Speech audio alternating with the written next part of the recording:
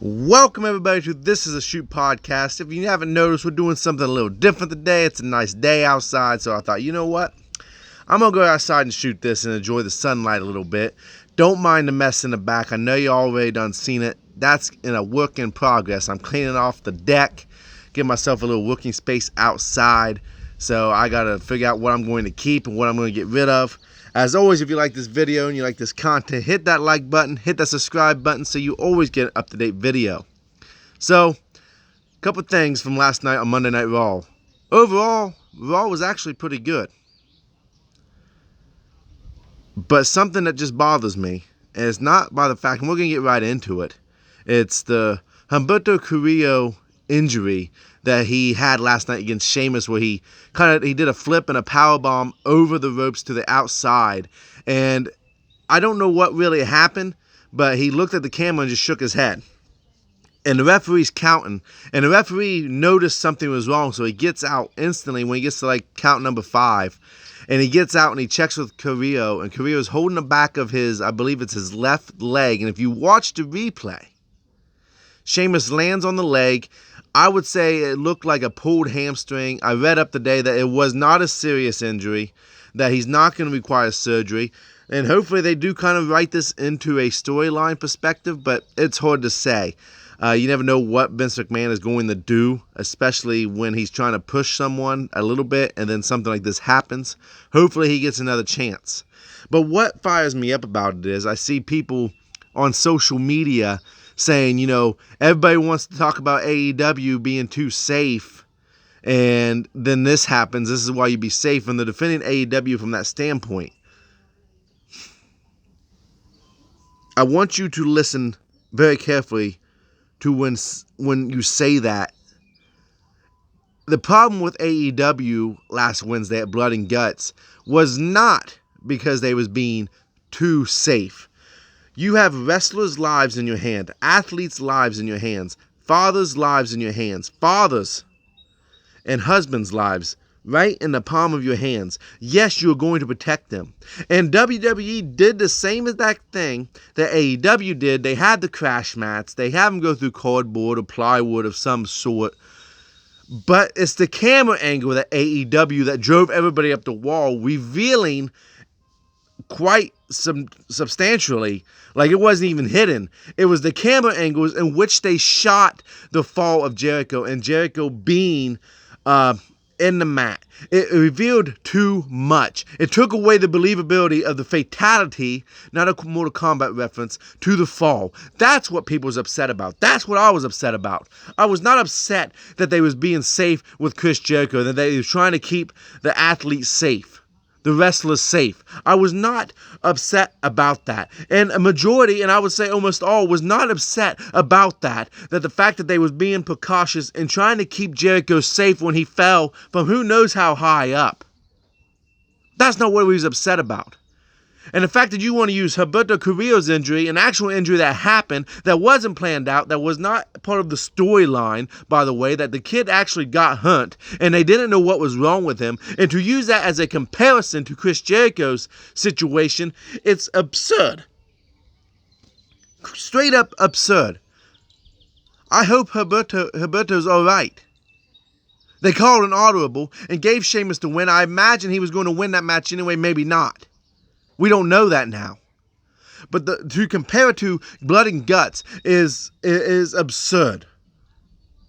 It was not a safety issue. It was not the fact that we had a problem with safety that Chris Jericho fell on a crash mat. I said in my last video when I talked about Blood and Guts that I did not want to see Chris Jericho go through actual metal. I didn't want to see him go through actual metal that could have killed him and would have crippled him. We all know, anyone that's followed Chris Jericho's career, that he has major back issues. And if it wasn't for DDP yoga, that he wouldn't probably be wrestling right now. He said that himself. So do not get it twisted. Do not get mixed up in the fact that you're going to sit there and say, oh, well, now this is why safety is so important. Everyone hated on AEW because Humberto's injury was real.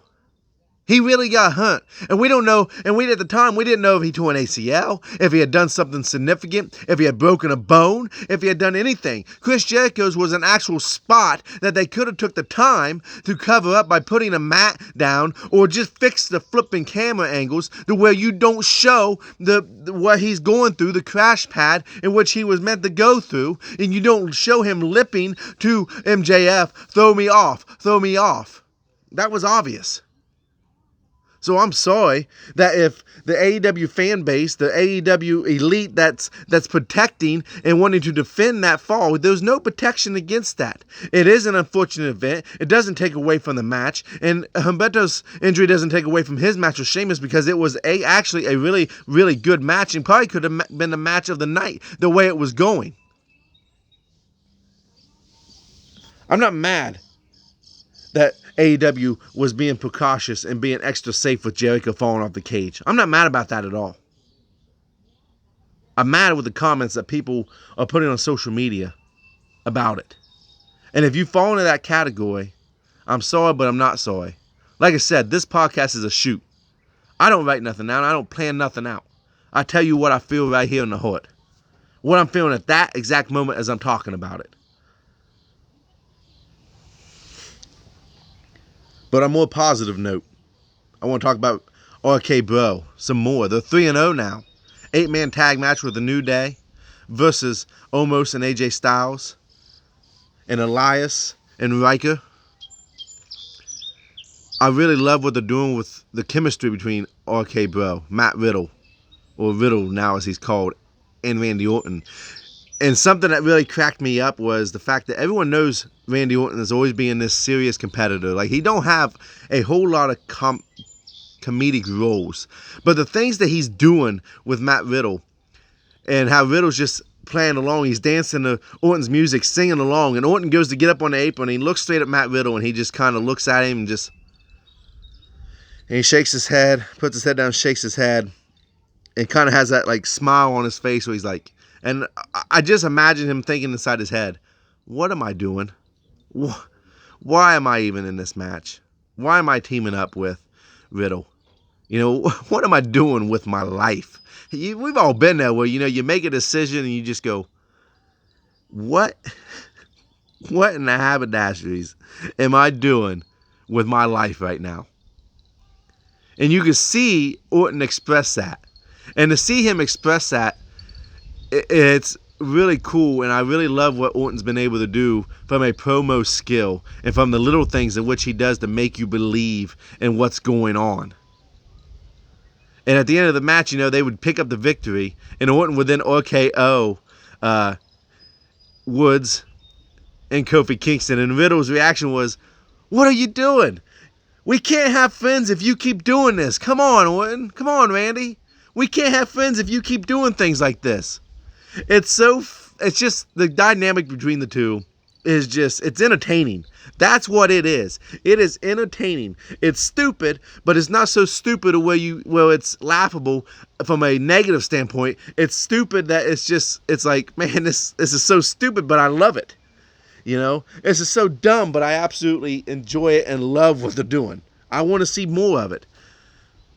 It's only a matter of time, I think, before they do challenge for the Raw Tag Team Championships. And quite honestly, I want to see him win it.